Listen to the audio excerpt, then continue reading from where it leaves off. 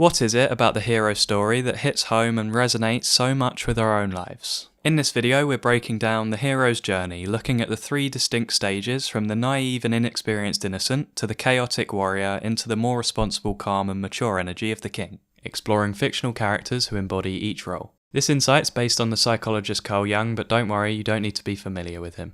As the hero's trials and tribulations are universal experiences, by the end of this video you'll know which traits of the hero you resonate with and whether they're productive or unproductive to your growth. With that out the way, let's get to the first stage, the innocent. The innocent is the undeveloped hero, the hero at the early stages of their journey, before their destiny has been revealed. In this stage they are inexperienced, sheltered from the darker aspects of life, making them vulnerable and weak. They may have an overly trusting nature, overlooking some people's ulterior motives and potentially being manipulated and moulded to another person's will as a result.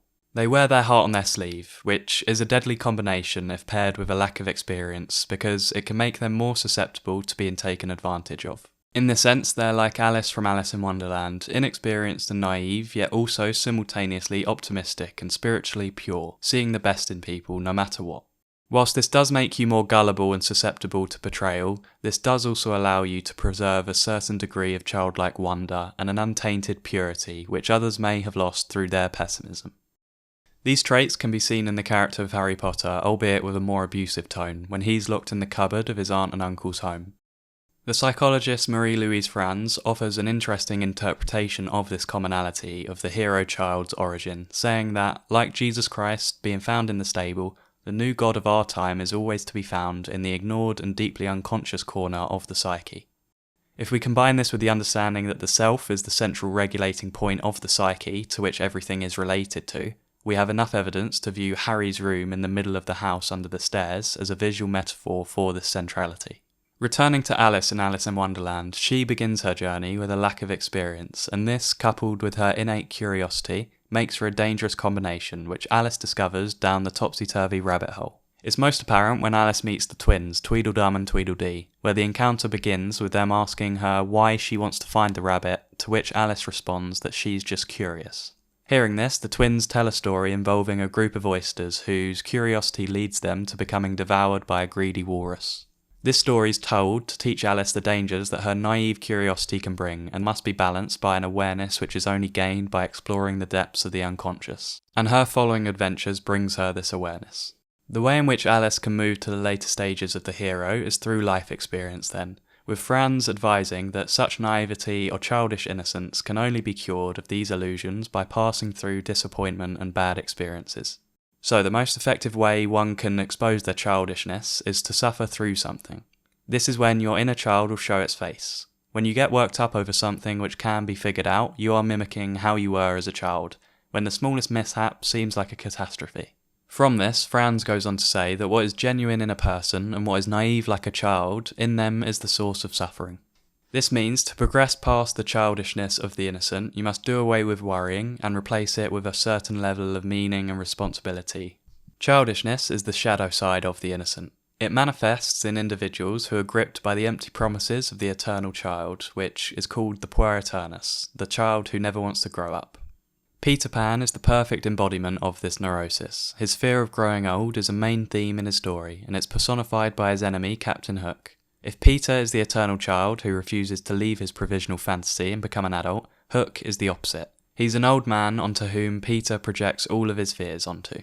And so Peter must confront his enemy Hook to overcome these fears of the eternal child. The writer Anne Yeoman in her book Now or Neverland points to a specific moment when Peter overcomes this fear.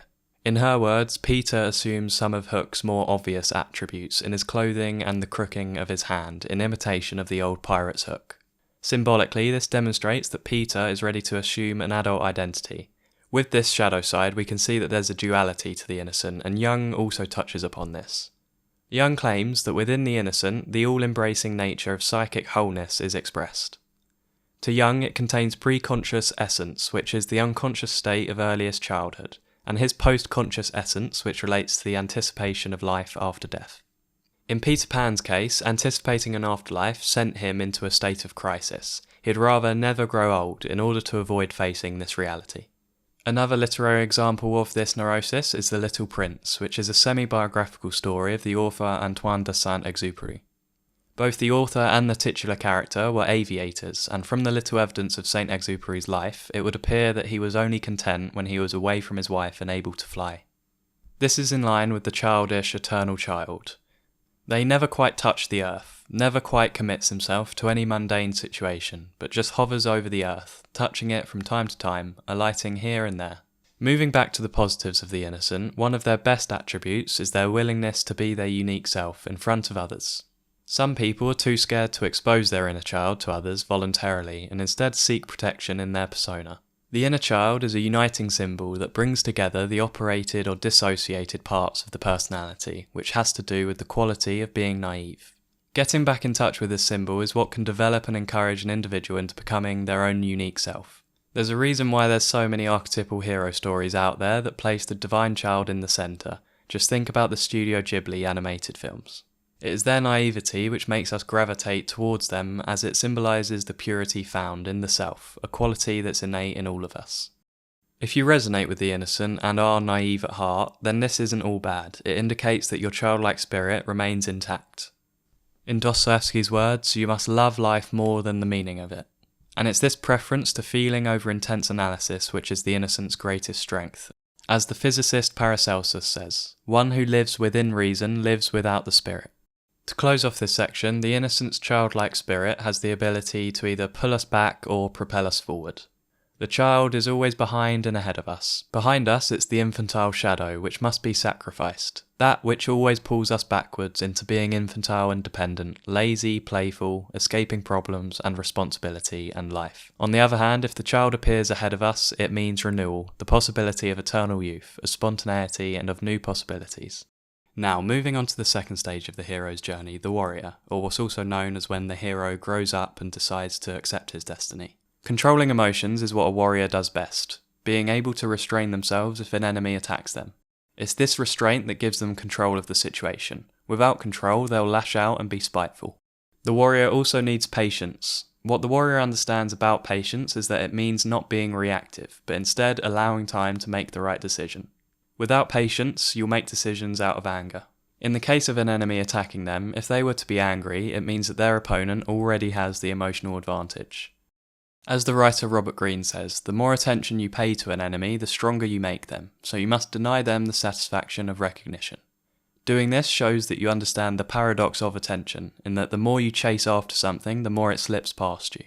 Restraining your emotions after being slighted is easier said than done, and it's a huge challenge for us unless we have the warrior's 4 other attributes. These are discipline, forbearance, timing, and will. Singling out forbearance, Castaneda defines it as waiting patiently. No rush, no anxiety, a simple joyful holding back of what is due. The true warrior doesn't waste energy wishing for things to be another way, which allows him to conserve energy and give a proportionate response required for the situation at hand. But this can result in a lack of compassion, and it's the shadow side of the warrior who's prone to blocking too many emotions. One emotion which will not be contained is anger. If you put off dealing with emotions, you're likely to cultivate this temperament and deliver outbursts of anger at people when your tolerance runs out. If you're prone to this, remember what Marcus Aurelius once said, the best answer to anger is silence. The way the warrior escapes this shadow side is by having a less absolute view of emotions. Showing emotion is not always a form of weakness. You don't want to be a cold and calculated robot, unable to provide any emotional support to others. This is when the warrior must be patient and receptive, and not feel as if listening to them is a waste of their precious time. It is this which keeps the anger and resentment of the shadow side at bay, and helps them to maintain the positive qualities, keeping the shadow in front of them and the light at their back. If you choose to ignore your emotional responsibilities, you'll also feel compelled to reject any assistance from others, as to you this will signify weakness. This is the trap of the warrior, that other people's emotions are baggage, hindrances to your own goals, and through this framing you feel as if you should struggle alone instead of asking for help. The hero's defining moment. The defining moment when a hero becomes a warrior is when they stop running away and accept their destiny. This running away trope appears in Simba's initiation in The Lion King, when Simba begins to doubt his character after blaming himself for his father's death. Instead of working through his shame, Simba chooses to run away from it, both metaphorically and literally, which results in him denying his destiny of being king, choosing to live in eternal relaxation with his new friends Timon and Pumbaa. Then, Rafiki, a mandrill, finds Simba on his own, lost and confused about who he is and his purpose. Simba's skeptical of Rafiki until he reveals that he knows of his late father Mufasa. With his curiosity spiked, Simba follows the mandrill and finds himself at a pool of water, a symbol of the depths of the unconscious, which Rafiki instructs him to look into. At first, Simba just sees himself. However, after looking harder, his reflection takes the face of his deceased father, who subsequently transforms into a cosmic entity in the clouds. This is all Simba needs to believe in the potential of the man that he can be, proving to him that it's possible to live up to his father's expectations and legacy. The lesson from this is that it's never better to run away from your problems, as you may end up coming face to face with them when you're not living up to your potential. So it's as if when he accepts his destiny, the true test begins, and he must now confront the dark shadow of the warrior to prove himself. A common trope of the hero's enemy is that they are a shadow version of themselves, bearing similarities to their darker attributes, but the difference being in the choices that they choose to make. This likeness is usually a difficult reality to accept for the hero, but eventually they realise that they, like their enemy, have to become chaos in order to bring about the new world order, one that is more virtuous than what came before. The warrior's chaos mindset can allow them to create a new and improved world from the rubble. As the German writer Johann Wolfgang von Goethe puts it, we must always change, renew, rejuvenate ourselves, otherwise we harden. To achieve this warrior status in our own lives, we must be energetic, decisive, calm under pressure, courageous, enduring, preserving, patient, and loyal to a greater good. Being loyal to a cause greater than themselves is arguably the strongest link that the warrior has to the fully established hero, as there's no bigger sacrifice than to willingly die in the service of a higher power. This dutiful sacrifice brings everything into perspective. In the words of the author Carlos Castaneda, death is the only advisor that we have. It will tell you that you're wrong. This sentiment's also shared by Jung, who observed that in our cluttered lives we need the coldness of death to see clearly. In Jung's words, joy at the smallest things comes to you only when you've accepted death. The warrior walks side by side with death as his eternal companion, leading him to an outpouring of life force, making him more capable than the average person is. By regularly and voluntarily exposing themselves to dangerous situations and coming out of them alive, they become stronger than they were before, refusing to let their fear of danger and unsafe circumstances hold them back, and so they use their fears to push them onwards. It's this distinction that sets them apart from the naive hero who pretends that their fears don't exist or don't affect them. You can see this naivety displayed here. I'm not afraid. You will be. We'll now look at the third and final stage of the hero's journey, the king. We'll compare the secure king to the insecure tyrant. Think of the secure king as the hero who's finally accomplished their mission and is ready to rule, ready to bring a controlled and peaceful order to their kingdom. They have a strong sense of duty that's boosted by a belief in something higher than their personal interests. Think Aragorn from Lord of the Rings or King Arthur. The tyrant in comparison is self-absorbed, obsessed with legacy, terrified of ridicule, and so seeks to control the narrative, stifling all dissent. The king's acceptance of ridicule is a quality which sets him apart from the tyrant, who is too insecure to risk embarrassment. Historically, the king would employ the court jester who would be granted immunity from their punishment and given free rein to ridicule him. In the past, if a leader was seen to reject the utility of this role, then they were viewed as being on a dictatorial path away from expression and towards suppression and control. However, there are examples where a tyrannical king also has a jester on their side. Take Henry VIII, for example, who employed a jester through his, let's say, controversial tenure. But to be fair, he did threaten to kill his jester after he was dared to call Princess Elizabeth a bastard. Whilst we're on the subject of Henry VIII, what made him a tyrant was his obsession with legacy. He was so desperate for his legacy to carry on with a male heir that he let it consume him, becoming a tyrant who executed 2 of his 6 wives, Anne Boleyn and Catherine Howard, for failing to bear a boy. The irony here is that his 2 daughters, Mary and Elizabeth, would end up on the throne, breaking the tradition of a male heir, making his obsession meaningless. His failing that eventually drove him mad was trying to control the uncontrollable. The secure king's self-belief. As I mentioned in the previous section on the warrior, the character of Simba in The Lion King is a good example of someone who needed to believe in himself. He had to stop shirking his responsibilities and stop blaming himself for his father's death, proving to him that it's possible to live up to his dad's expectations and legacy if he willingly accepts the responsibilities of the king. Simba's naive prioritization of pleasure caused him to forget who he was, falling short of his purpose. This acceptance of responsibility is the first step into maturity and allows the king to cultivate the productive traits. The story of King Arthur, if you believe it's a story, is another example of a character denying his destiny. Arthur rejects his destiny after he suffers a failed coup attempt of the current king Vortigern. Reflecting on the loss of his allies, Arthur doubts his ability to fulfill his destiny and he throws the sword Excalibur into the lake. However, the Lady of the Lake, who's a mage that represents the feminine energy, is able to balance Arthur's doubts, which in turn reconvinces him that he's destined to be king. The role of the feminine to prompt the masculine to regenerate and recenter is a necessary step towards the secure king's integration. It's parallel to Nala's role in waking Simba up from his slumber and encouraging him towards a life of responsibility. It's through this synergy of the masculine and feminine energies that a unified order is created, which can then be bestowed to the kingdom when he becomes the ruler. What also sets a secure king above a tyrant is in his ability to willingly die in service of something higher than him at any given moment. This doesn't necessarily have to be God, it could be their tribe, their family, the universe, anything that keeps their self-obsession at bay. Although I did just say there are more options than it being God, in many cultures the fate of their society is dependent on the king having a strong connection with their god. For example, the ancient Egyptians believed that the pharaoh served as a mediator between the gods and the living. They believed that the falcon-headed god Horus lived within the pharaoh, and when they died it would be passed on to their successor.